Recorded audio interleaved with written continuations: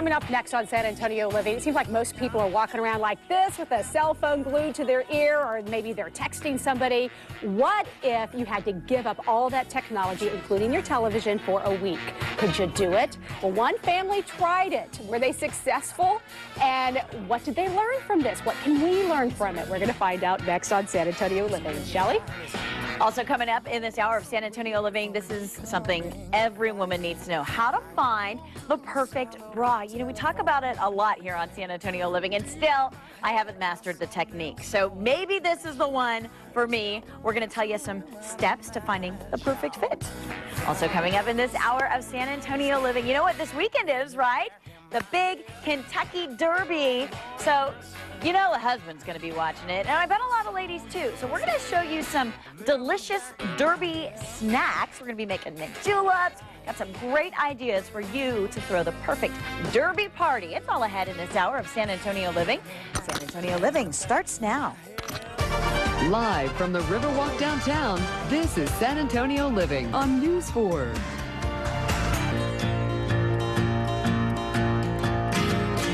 Pretty soon we were taking it serious. Welcome back to San Antonio Living. I am ready for the Kentucky Derby. It's tomorrow on NBC. So if you want to throw a party for that, or you're just looking for a reason to have a party, that is definitely it. And we brought in an entertaining expert to give us some clues on what to do. It's Cynthia Sutton, and she was so sweet to allow me to wear an actual hat that is going to be worn by someone at the Kentucky Derby. So welcome. Thank you. Thank you. So tell me about why people, first of all, wear hats to Well, the it's a Kentucky Southern Derby. tradition that a woman never left her home without a hat, without the proper hat. And they would sometimes change 2 and 3 times a day.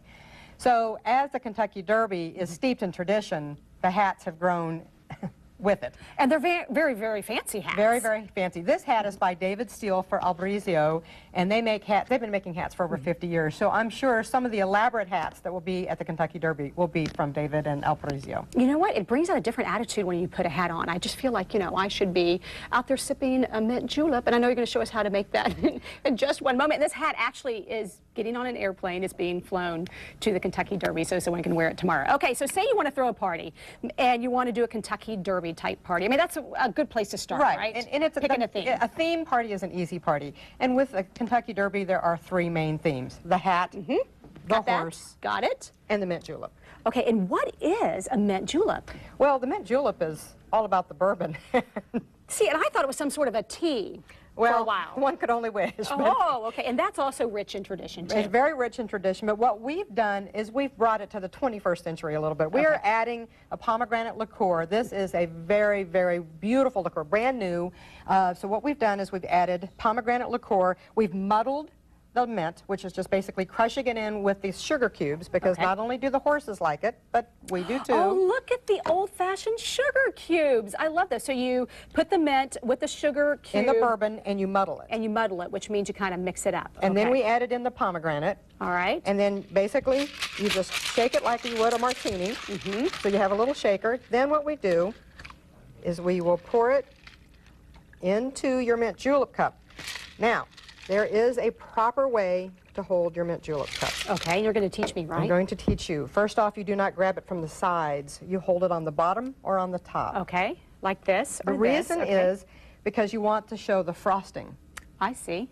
So you hold it like that, and then... I would think a lot of people would spill it, because it's kind of hard to balance. Well, it is kind of hard to balance, but, you know, I think they have mastered that technique as well. Okay. And the mint julep is steeped in tradition. It is a Southern drink. I mean, it has been around as long as the Kentucky Derby. So do you ever do toasts? You can do a toast. You can toast your horse, which we also thought, what fun. I've got to take a sip of this before you... Well, if you don't, and if you don't know much about your horse, and you don't know much about the Kentucky Derby, Now that's some bourbon. Yeah. Woo! If there was like a flame nearby and I went whoo like that, I think it'd The nice thing is the pomegranate liqueur gives adds an extra cool touch to it. It's just a little early, that. Yeah, it's a little early.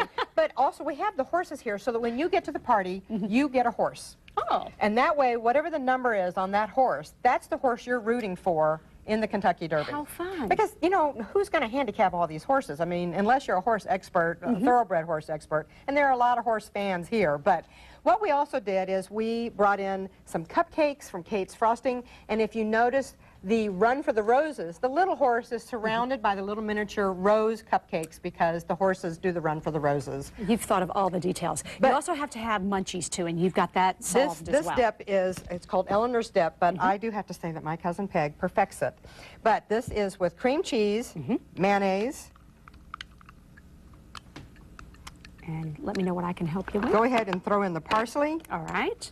And then we'll put in some garlic and the onion.